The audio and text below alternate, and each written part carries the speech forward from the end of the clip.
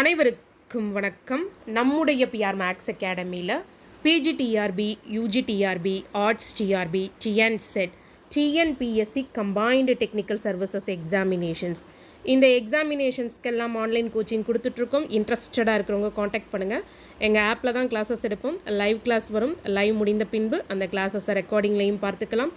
Shortcuts and tricks, previous years questions, discussions, test series, material இதெல்லாம் இந்த கோச்சிங்கில் include ஆகும்.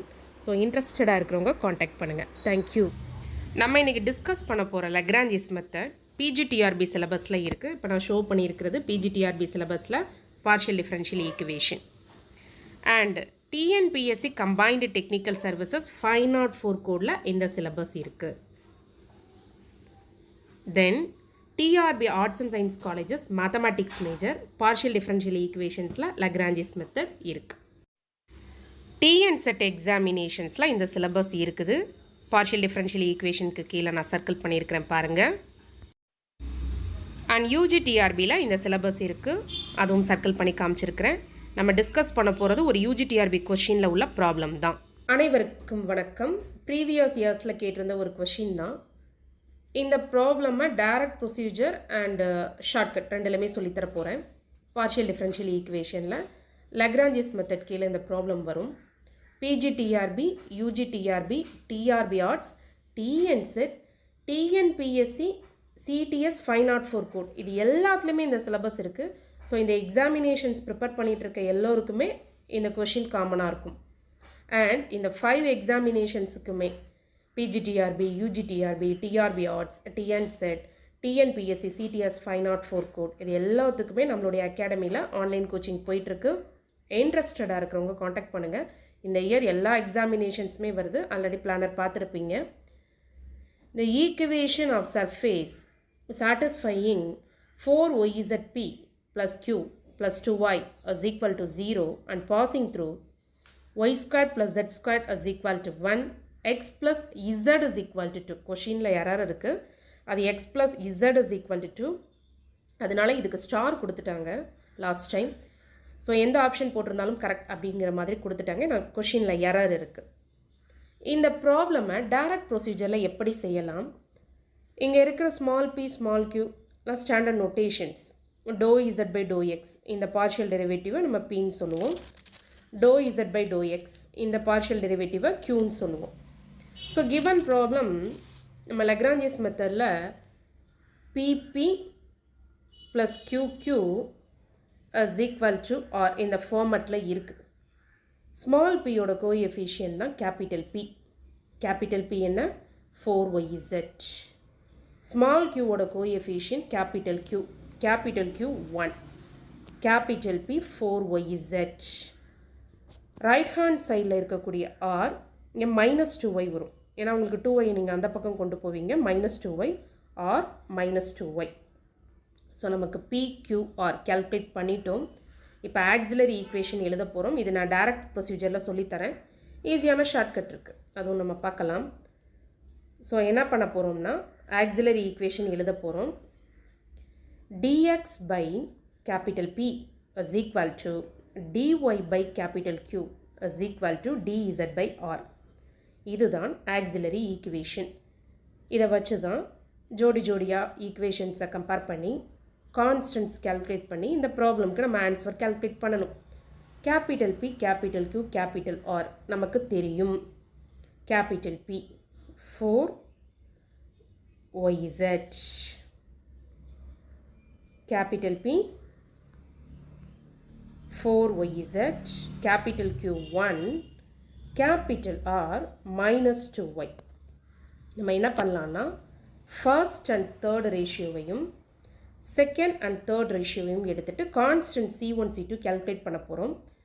First and third ratio. அப்போ dx by 4yz is equal to dz by -2y இந்த மாதிரி வரும். இதில் நம்ம என்ன பண்ணலான்னா இங்கே இருக்கக்கூடிய 4yயையும் இங்கே இருக்க -2yயும் கேன்சல் பண்ணால் இங்கே -1 அப்படியே இருக்கும். இங்கே 2z இருக்கும். ஃபஸ்ட்டு அந்த காமன் டேர்மை கேன்சல் பண்ணிடுங்க. டினாமினேட்டரில் 2yயை நான் கேன்சல் பண்ணுறேன். அப்போ அங்கே ரைட் ஹேண்ட் சைடில் dz by -1 வரும். லெஃப்ட் ஹேண்ட் சைடில் dx by 2zன்னு வரும். ஜஸ்ட் கிராஸ் மல்டிப்ளிகேஷன் தான் பண்ண போகிறேன். So dx is equal to minus 2z dz. என்ன வரும்? dx is equal to minus 2z dz. அப்படியே இன்டகிரேஷன் பண்ணிடலாம் ரெண்டு பக்கமும். Integral dx x minus 2 right hand சைடில், இசடுக்கு z squared by 2 integration with respect to z எழுதியிருக்கிறேன். -2 ஒரு கான்ஸ்டன்ட், இசடுக்கு z ஸ்கொயர்ட் பை 2 ஒரு கான்ஸ்டன்ட் ஆட் பண்ணுவோம். அதை C1 இந்த இடத்துல வச்சுக்கலாம். ஏன்னா இன்னொரு ஒரு இன்டகிரேஷன் வரும், அதில் C2 யூஸ் பண்ணுறதுக்காக இது C1. இந்த 2 கேன்சல் ஆகிடும். So x plus z squared is equal to C1. இப்போ நம்ம கையில் என்ன இருக்குது? x plus z squared.